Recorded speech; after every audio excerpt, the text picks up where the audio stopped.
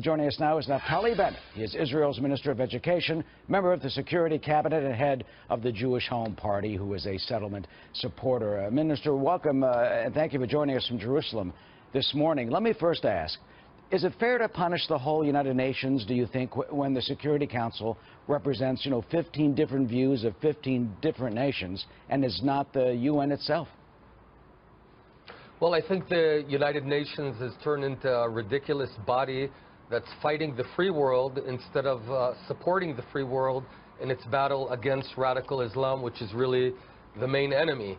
You know, Israel is the size of New Jersey, and on our borders of a country the size of New Jersey, we've got ISIS, Al-Qaeda, Hezbollah, and Hamas, all of them on Israel's borders, and we're out there fighting them and defending the free world against radical Islam. And then comes the United Nations and sort of stabs us in the back, which is the most ridiculous thing to do. That's why I think it does make sense to try and straighten out this organization and make it be working for its own values. Well, some say that it strayed, some of it has strayed from the values. The UN Watch says this last year in 2016, the General Assembly passed 20 resolutions, 20 against Israel, and 4 against the whole rest of the world. So why is it seemingly so Israeli myopic? Well, because it's warped. This is a distorted view of the world. And you have countries like Iran, like Venezuela, that are huge abusers of human rights, and they're out condemning Israel, which is an open and free democracy. I don't know how many people out there know that in Israel, Supreme Court judges are Arab. We have Arab members of Knesset. Arabs enjoy full equal rights, vote for the Knesset, pay their taxes. Show me another country in this region that has such an open and free democracy. And we're the ones out fighting for the free world against radical Islam. So why would you throw us under the bus? Why would the UN do that?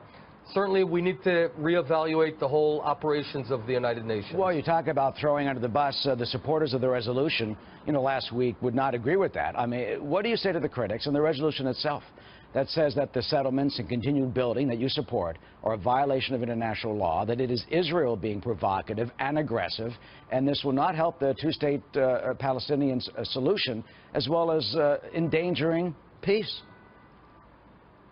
Well, 180 degrees wrong. There is already a Palestine. We founded a Palestine in Gaza, and they screwed it up. They turned it into enemy territory. They turned it into another Afghanistan. They used it as a launch pad to shoot thousands of rockets on Tel Aviv and Israel. So there is already a two-state solution. We don't need another Palestinian state that would create havoc in Israel. And what is that two-state solution? I mean, you've called for the annexing of the West Bank. I mean, is Israel really going to take that responsibility? And wouldn't that incite the Arab world, especially the Arab street? Precisely the opposite. We're not annexing anything because it's our land. It was granted to us by the League of Nations in 1920. And you know what? Anyone who opens up the Bible also sees that the land of Israel has belonged to the Jews for just about 4,000 years. So it's not anyone's land to give us. It is the Jewish land, and the whole Western world understands that. Well, certainly so we're not annexing anything. We're applying our law on... I'm sorry to interrupt, but the Palestinian Authority, of course, I mean, certainly did not agree with that. They recognized Israel in 1993, but not as a Jewish state. Right, I know, and they don't think, the Arab world, unfortunately, does not think that the Jews should have a Jewish state anywhere, and certainly not here in Israel. So we get that. We're not, illusioning ourselves or telling ourselves that somehow the radical Islam world will ever accept us. We get it. Neither Iran nor ISIS will ever accept a Jewish state here, but that's why we're strong. That's why we're out there fighting, and I think we're a beacon of light in this very tumultuous region. Now, the President-elect Trump, who is a big American patriot, he gets it. He understands that it's time for a fresh approach. I think his success in the business world is a result of creativity, of bold approaches, and that's what we need now here in the Middle East. Well, not to go down the path that's failed so many times, but to reevaluate everything.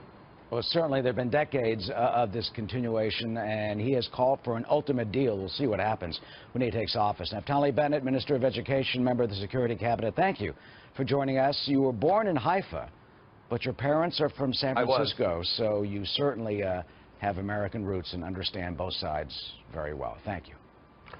Thank you very much. Of course. Patty.